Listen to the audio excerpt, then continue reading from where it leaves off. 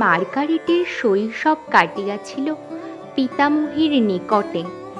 চারিদিকে প্রকৃতির স্নিগ্ধ আবেষ্টনী, সঙ্গীগণের সহিত খেলাধুলা, পরম নিষ্ঠাবতী পিতামহীর সারাদিন অনলস কর্মের সহিত ভগবদুপাসনা, সব মিলিয়া মার্গারেটের শিশুচিত্তে এক স্বপ্নরাজ্য সৃষ্টি করিয়াছিল। একটু বড় হইয়া ওল্ডহ্যামে পিতামাতার নিকট আসিবার পর মার্গারেটের মনে হইল তিনি যেন এক অপরিচিত জায়গায় আসিয়াছেন। শিশু মনের সহজ সুরটি যে তন্ত্রীতে বাধা হইয়াছিল, এই জনাকীর্ণ নগরে তাহা তেমন করিয়া বাজে না। টরেন্টন আসিবার পর মার্গারেট আবার শৈশব জীবনের সুরটি ফিরিয়া পাইলেন। তাঁহার বয়স তখন 8 বৎসর। তিনি ছিলেন পিতার প্রিয় পাত্রী।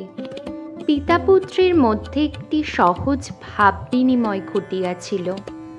পিতার উপাসনা পদ্ধতি এবং অন্তরের ভগবভক্তি প্রসূত ভাষণগুলি মার্গারেটের কিশোর মনকে আকৃষ্ট করিত।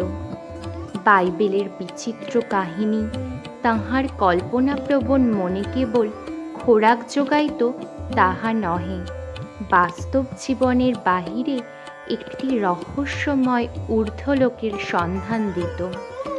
আকুল প্রার্থনাগুলি চিত্তে আবেগ সঞ্চার করিত। অনুমান করা যায় ধর্মের প্রতি মার্গারেটের গভীর অনুরাগ বোধ এই পারিবারিক আবহাওয়ার মধ্যে গড়িয়া উঠিবার সুযোগ পাইয়াছিল।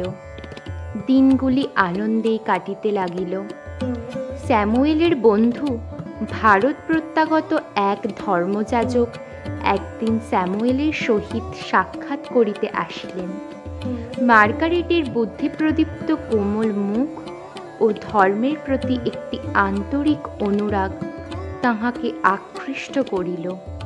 মুগ্ধ হইয়া তিনি বালিকাকে আশীর্বাদ করিয়া ভবিষ্যৎবাণী করিলেন, ভারতবর্ষ একদিন তোমাকে ডাক দিবে।